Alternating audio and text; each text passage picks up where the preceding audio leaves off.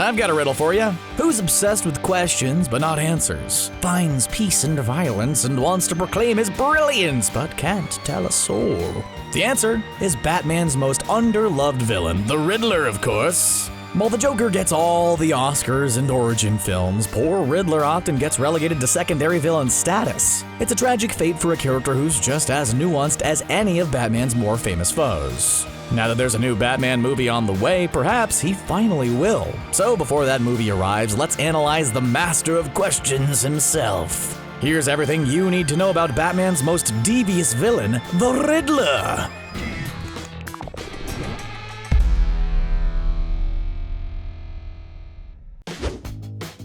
We all know that there's a new Batman film on the way. While fans warmed up to Ben Affleck, his time as the Dark Knight is long over.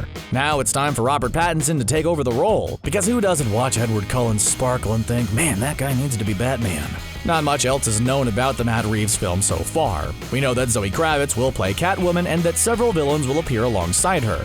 One is the Penguin, and the other is none other than the Riddler. There were several rumored actors for the role. The biggest rumor was that Mad Max Fury Road and Warm Bodies actor Nicholas Hoult would play him. Those rumors were dashed when Little Miss Sunshine and There Will Be Blood actor Paul Dano was cast. Anyone who's seen him in action knows that he will be perfect for the role. There's only one question remaining though. Which Riddler are we going to get? Who was the Riddler before he started donning question-mark-covered clothing? Well, his original name was Edward Nygma. Get it? Enigma?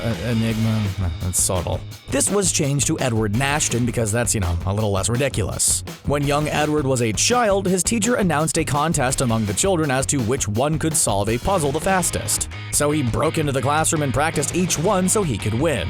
This started his obsession with both puzzles and rule-breaking.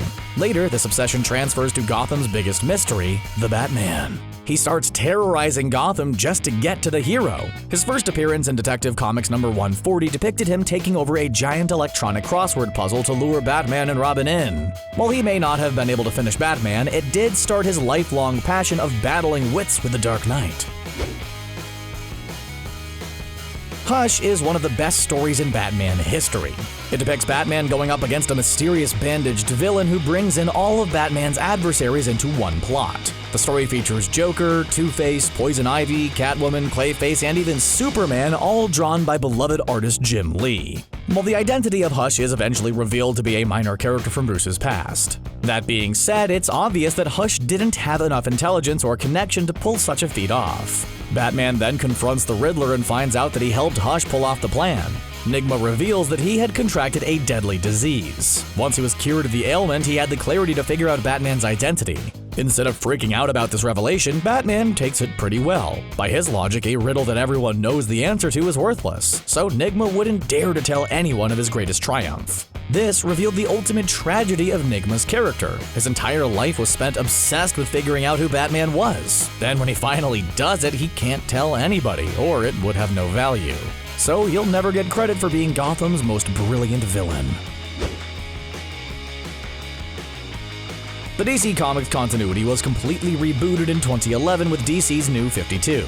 This meant that every hero had an all-new origin and history. That being said, most of Batman's history was left untouched. When the new Batman run began, he still had all of his villains and sidekicks, so fans were left wondering if Frank Miller's legendary Batman Year One was still canon.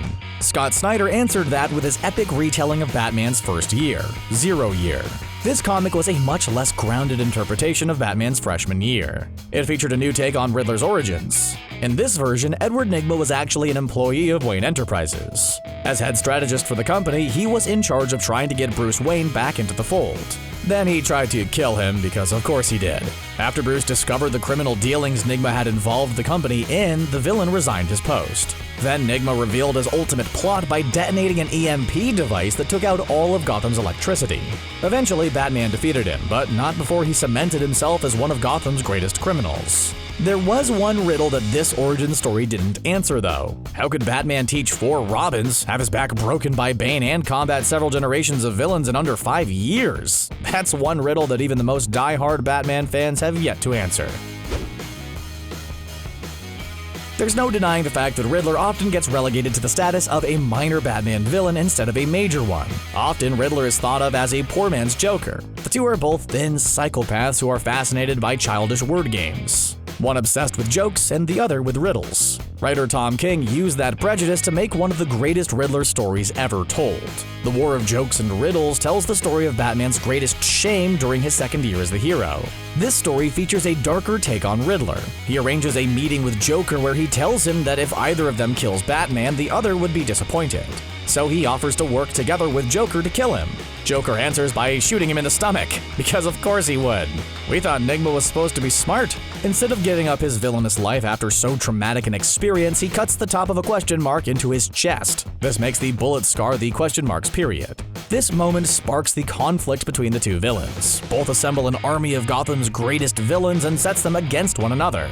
It's one of the most epic conflicts ever depicted in Batman comics. Instead of Batman being at the center of a story, this one has him caught in the middle. Eventually, Batman finally catches up to the two men who began the entire thing. While in the middle of trying to capture both Joker and the Riddler, the latter admits to a heinous crime.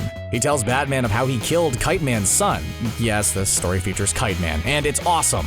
Batman, exhausted and disgusted by all the pointless death, grabs a knife and tries to fatally wound Riddler. Then, in the ultimate twist, Joker puts his hand between Riddler and the knife, saving Batman from breaking his one rule. This gives the perfect punchline to the story and cements King as one of the best Batman writers out there. That is until he pulled the rug out from everybody by having Catwoman leave Batman at the altar. I bought all those variant covers for nothing. Paul Dano might be the latest actor to don the trademark green costume as Riddler, but he's not the first. For that, we'll have to go all the way back to the 1960s. That's right, kids, we're going to explore the wacky adventures of the Adam West series. Holy 60s nostalgia, Batman! While by today's gritty Batman standards, the classic TV show seems silly, but back then, West was the definitive Batman. He slid down bat poles with his faithful young chum Dick Grayson without the slightest hint of irony. The two took on all of Batman's greatest enemies, from Joker to Egghead. Well, maybe not all of them were so great. And perhaps no villain made as much of a splash on the series as the Riddler did. This villain was portrayed by classic television character actor Frank Gorshin. He injected the part with as much energy as was humanly possible. Not only that, but he was the first actor to start a weird Riddler tradition. For some reason, his character was given an incredibly tight light green tights. While that kind of costume looks great in comics, it's pretty distracting when a real person has to wear it. Luckily, they had dance belts in the 60s. This was a kids' show after all. Decades went by without a live-action Batman. All that changed when Tim Burton made his Batman in 1989. This film featured a much darker Batman and an iconic take on the Joker. Jack Nicholson effortlessly surpassed Cesar Romano's take on the Clown Prince of Crime. From that moment on, it was just a matter of time before an iconic Riddler performance would grace the big screen.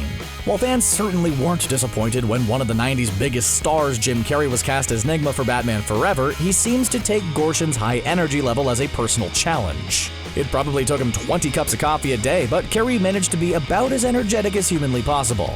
His version of the character was also an employee of Wayne Enterprises. His ideas for the company are rejected by Bruce Wayne, played by a thoroughly unenergetic Val Kilmer. Iceman is a pretty accurate name, apparently. This rejection set Nigma off on a murderous rampage. He then spent an entertaining montage trying to figure out his supervillain persona. Luckily, he had a weird machine that had a mannequin dressed in question mark clothes. You know, who doesn't have one of those in their basement? He then teams up with Two-Face to terrorize Gotham. This gives Nigma enough confidence to not only attack Bruce Wayne in his home, but to also wear the Riddler tights. Please don't make Paul Dano wear them. We all love Dano, but no one needs to see that.